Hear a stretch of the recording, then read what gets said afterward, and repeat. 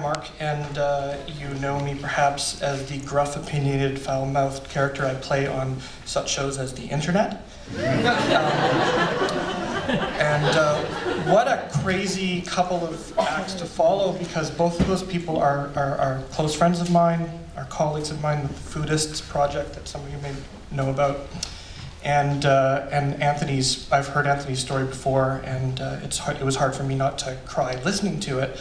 And it's going to make it very difficult for me to tell you the story that I want to tell you, because this is actually a very sad personal story with a wonderful edge, and it's about my grandmother.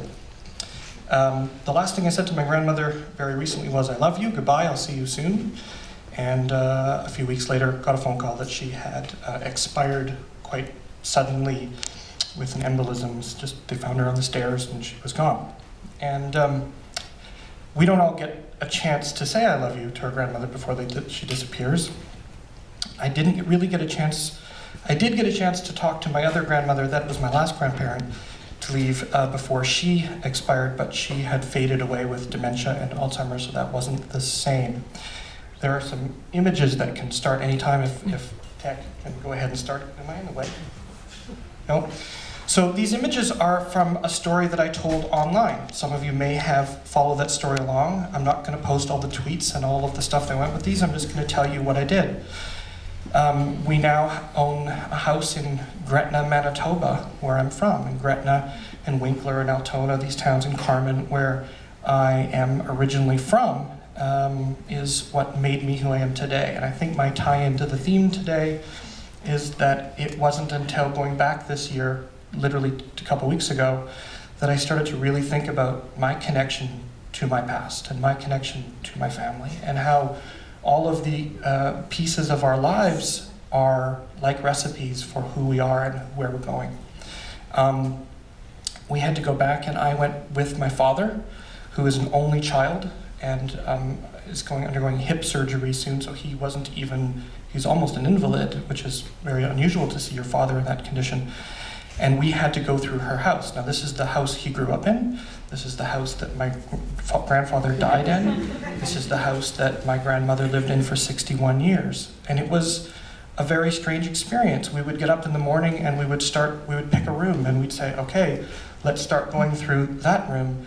And it was a little bit like being a detective. And it was very strange to realize that she had kept every letter I'd ever sent her, that anyone had ever sent her. She had kept every birthday card, every Christmas card, everything she'd ever been given was in that house, organized, cataloged, boxed, stored.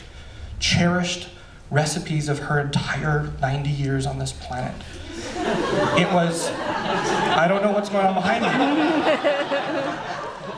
That's not the story I'm telling you right now, but part of the story was that there was a lot of joy and there was a lot of laughter. My dad said to me in the middle of the experience, "Mark, we don't live in the past. This is going to be an overwhelming experience, and we have 1 week to get this done, to empty this house and sell it. So let's open everything, read it quickly, share the story and the memory, and dispose of it." And are you hearing what I'm saying? 61 years of our family's history, and my dad is saying, let's move on. There is way too much stuff here. If it's really a treasure, let's keep it. If it's a family photo, fine. Let's move on. So I immediately started storytelling to my friends and to my wife and to our family back home who couldn't join us by snapping a photo, posting something on social networks. I used Instagram and spread it to my various channels, and started getting this feedback from people going, "Oh my God, don't stop.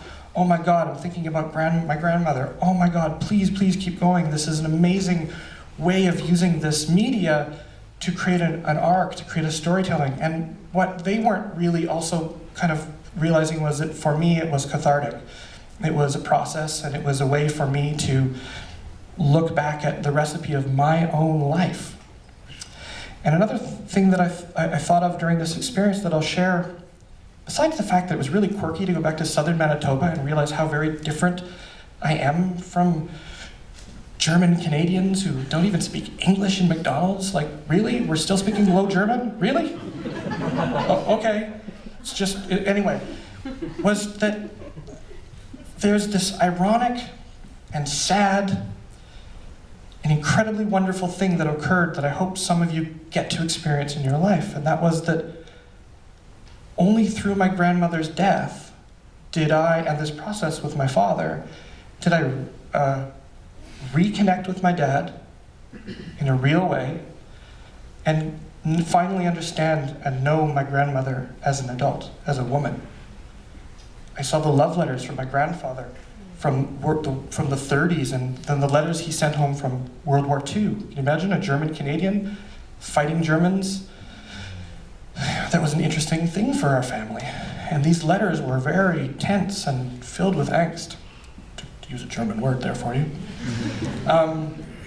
So anyway, a couple of things occurred. I found it was like a treasure trove. There were these little things that we found, like a bottle of 1963 whiskey, Canadian whiskey, unopened in clearly a gift box that had been cherished, put on a shelf between books, and forgotten for decades, and never ever opened. Photographs from my great-grandparents that were just, they're treasures for us. One particular thing that was moving for me was, on the first day we arrived, I went upstairs to the bathroom. This bathroom that you've seen probably by now a number of photographs of, and probably me naked, that was my junk in that photo, in a bathtub that I will never forget, that I even joke around with my wife sometimes, and I say, Grandma, dry my hair. Just got a little too aggressive with my hair. That bathroom is crystallized as part of the recipe of my life. And I went into that bathroom and I was peeing. And I looked at the toilet and I thought, now this is really strange. There's it's all dirty, and of course she had died, weeks before, and so nobody had cleaned the toilet, and there was blue stain all on top. It was really strange, and I thought, I'm gonna clean the toilet. Where's the brush? Oh, that's weird. Okay, it's right here. Now, what I need is, where's the cleaning stuff? Oh, it was right there, on a folded piece of paper towel, and it was that blue under the rim stuff. And in that moment, I realized the very last thing, her shoe was sitting there beside me. The very last thing that my grandmother did was clean the toilet, or was about to, probably stood up going, something's not right, walked down the stairs and left us. And that was really powerful. As I was going through the house, my realization, the story I've always told, and many of my friends who are foodists in the room have always heard me say, my dad is why I'm a foodist. My dad is the guy that taught me to cook. My dad's the guy that inspired me that food is cool and guys can be cooks. Actually, it occurred to me it was my grandmother. It was her kitchen, it was her tools, it was her passion for cooking. And one of the things that was really sad as well for me in this sort of unraveling of my own life was that we found her kitchen filled with processed instant crap. And I'm not sure if any of those images have shown, but there was crackers and Velveeta and all this junk that I remember a little bit as a child, but the passion faded as there was no one to cook for anymore. And I love, love, love cooking for people. It's so much fun. It's a problem for me because if my wife is cooking, I'm like, can I stir? I can't even stay out of the damn thing. And it realizes that we all have to be aware of that this is part of how we make memories, this is how we bond, this is how we communicate, this is how we show love.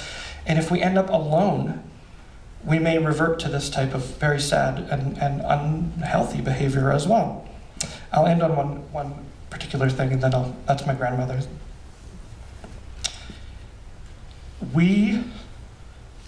I'm silly. Anybody who's seen what I post online knows I'm silly. I would send my grandmother those birthday cards that would give beep-a-dee-dee, beep-a-dee-doo-dee. You know the ones?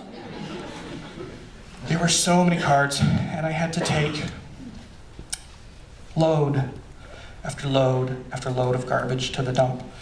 And it was so hard for me because I'd be dumping all this stuff into the recycling. And I knew that there were letters that I wrote. I read them, I photographed them. My dad's like, and away they go, into the garbage. And at this one particular time, I went by myself. My dad's hip was too bad, and I went and I unloaded the truck, and I dumped it all. And I heard this bird or this sound, beep. Like, what is that? Beep, beep, beep. Strange thing.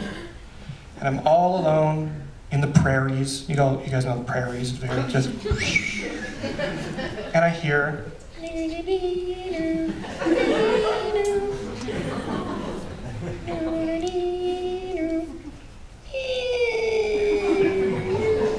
I'm like, this is the saddest motherfucking thing I have ever seen.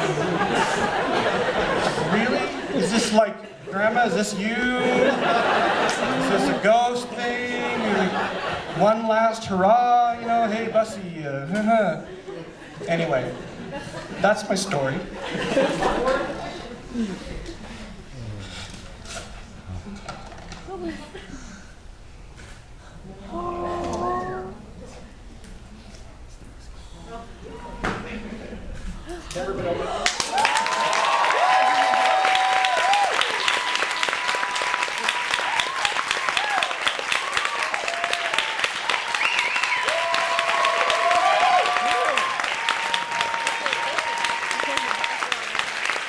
Thanks for coming.